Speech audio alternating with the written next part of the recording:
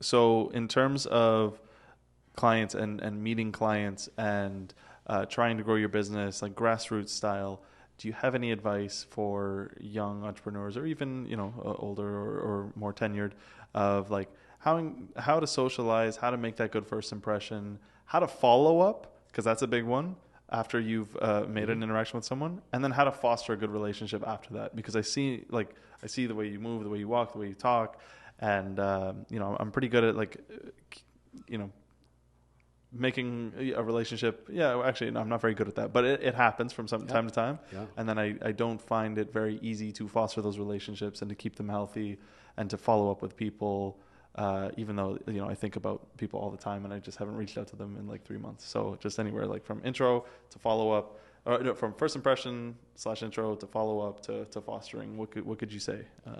So picture young Jonathan again. Yeah. Okay. He's, I think, a young associate now. Yeah.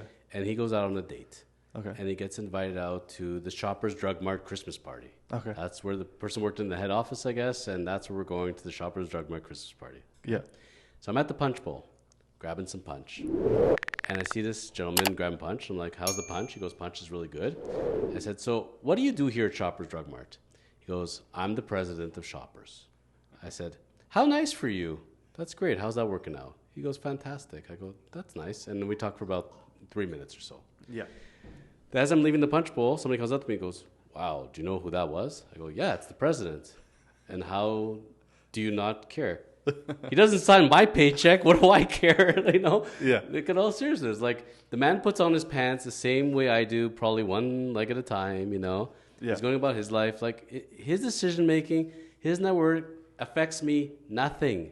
It's no different. When I have a client that's worth $100 or worth $1 billion, it doesn't affect me. Why?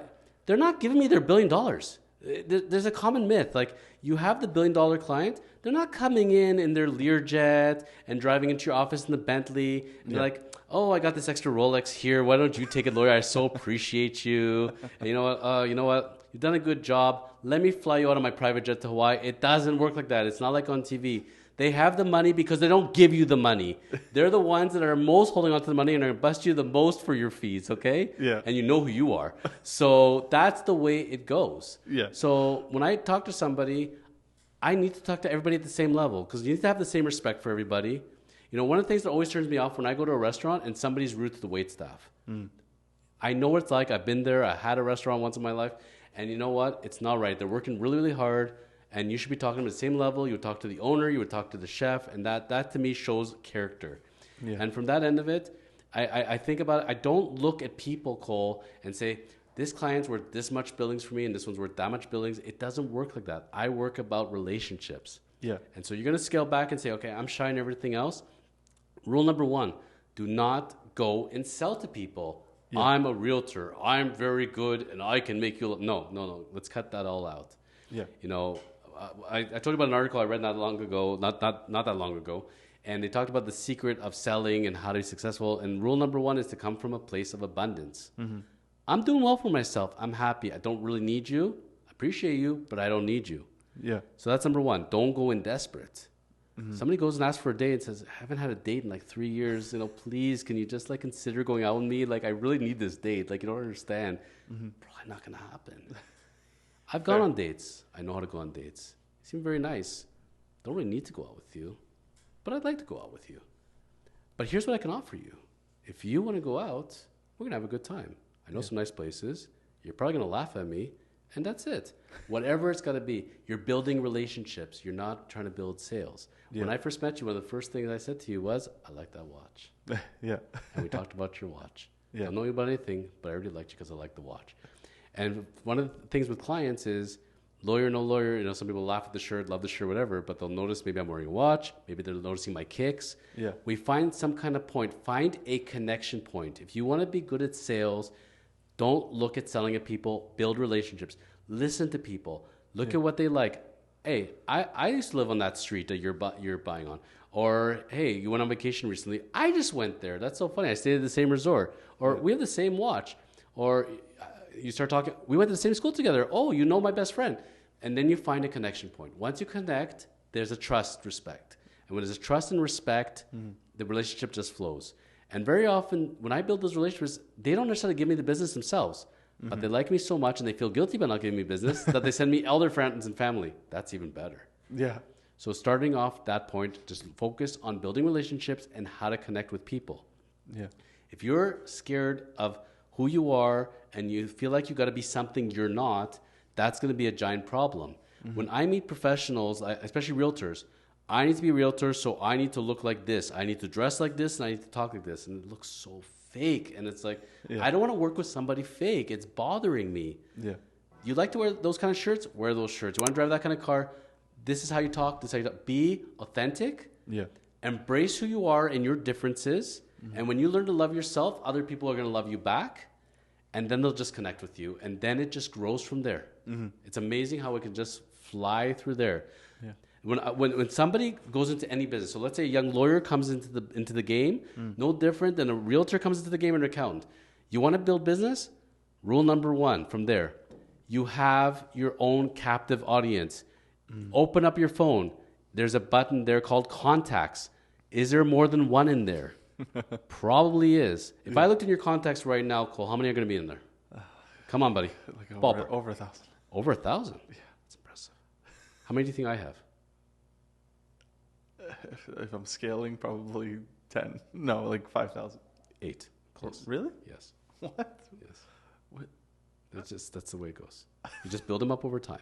Yeah. And what happened was, like when I came to Kormans, for example, I didn't have 8, let's say at that point. Yeah. But it took me 3 months.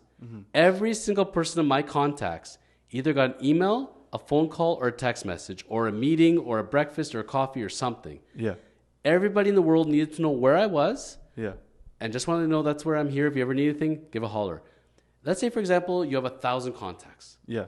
That's 1,000 people potentially to work with, Yeah. and 1,000 people that know people that can be your marketing agents. It's amazing how that goes.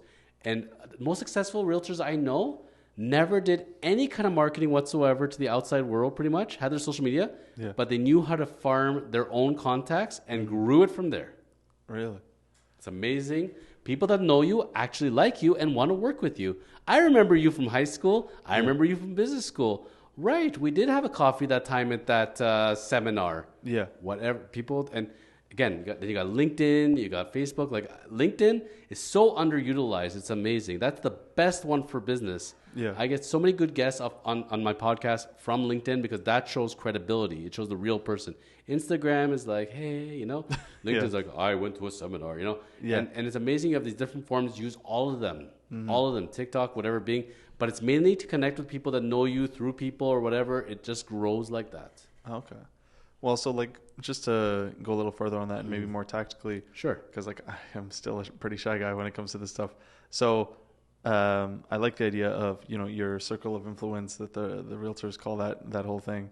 It's really weird. And I find it's definitely for my generation and younger, like that are getting more and more socially awkward, is like, what is that refresher text like? So I got like, 1,000 plus people in here, people that I went to school with, some successful, some not. Right. I got, call it real estate, but also tactically speaking, I got a few things now. I got the marketing agency, got the studio, got me as a realtor, got brokers. So I got a laundry list of agents. Like, what does that text look like? Is that, and that was like kind of the follow up on people you meet, but also like now here, I haven't spoken to someone in 3 years. I get really nervous. I get people that text me, and I miss and I love dearly, and I want to see them, and the text doesn't. I don't send it, and then it's been a month, then it's been 2 months, and then now for a lot of people, it's been years since I've spoken to them. What is that? This is like more like that advice. Like, how do I reach out to those people? It doesn't even have to be selfish because I can't selfishly because I got like 4 things to offer. What is like a nice reach out message? Do you think? You know what you sound like? You sound like the time when I was working at the Gap, and I remember getting a phone number from a girl that was leaving. She was not going to work at the store. Take your number. We should go grab coffee sometime. Got the phone number, right? What do I send? And then I can't send it that afternoon because I can't seem desperate. And it's a Wednesday, so I'm gonna wait till Sunday because that's gonna sound good. Then Sunday comes, I'm like, I don't know. I don't want to seem too eager. You know what? A week and a half. That's gonna be good. And it just keeps building. And the stories we build in our minds. Yeah. You know what really comes down to? Yeah. It's funny. Personal, and I know joking aside, personal, professional is no different. Yeah. When you're going on a date, it's no different than going on a job interview. You're just deciding which position you're applying for, But at the end of the day, it's the same principles. You're overthinking it, bro. That's it. You want a message. Jack, how's it going, buddy? Yeah. Haven't spoken to you in a while. How dare you text me after waiting? No, whatever. Nobody cares. Nobody cares. We become to the age of so impersonal. Yeah. You and I could be in mid-conversation and just leave the conversation. Like, you imagine talking on the phone. Hey, Cole, how's it going? Good. So what's been going on? Yeah, I've been going to school. Hello. And I just hung up on you. No, but that's what text messaging is like. Yeah, it really is. It really is. So nobody cares. Why do you? Yeah. You want to message somebody, just message somebody. And you know what? I know I ignored you for 7 years there, but I've been really busy, and now I'm back. Yeah. That's all that matters is that you're back. Don't overthink it. And you know what? They want to ignore you, they'll ignore you. If they want to talk to you, they'll talk to you. And guess what? They ignored you the same way. It's really, they're in the same boat. They could have messaged you too. Yeah. Right? Yeah. You have those friends that like message you every 3 days. Hey. Yeah. Talk to me. You know those friends like no matter when you message, hey, you want to go out? Yes. I didn't even tell you what day. It doesn't matter. Like you have those friends that are always on standby ready. Yeah. That's okay. And they understand. Other people understand also. Seriously. Yeah. So think about the message. Don't overthink it and just get it out there. That's it. You can keep it very short and sweet. It's very different versus when you're cold calling. Yeah. Like for example, when I'm cold calling a professional or a celebrity to come on Chosen Life. Yeah. Okay, so I do crafty. Instead of 30 seconds, I'll spend 2 minutes to 5 minutes max. Okay. But I'm also a good writer, so I can pull that off. Yeah. It's very simple. Who am I? Who are you? Why we work well together. Very simple. If you're going to go cold calling and everything else, start off with, hey, big fan of yours, love your house, love what you're about. We know each other through so-and-so. This is who I am. This is why we need to connect. Let's talk. Boom, boom, boom. Done. Easy. Very simple. Thank you for making that seem way less stressful. It's all simple. You just stop living in your brain. Yeah. You need to get to yoga immediately. You need to lie there in Shavasana. 10 minutes before the class. Watch how all your thoughts are spinning around. Yeah. Then go do some yoga for an hour. Sweat it out. Now go back and lie down for 10 more minutes before the class ends, and everything's just and that's when you should be doing your calls after. Sounds good. That sounds good.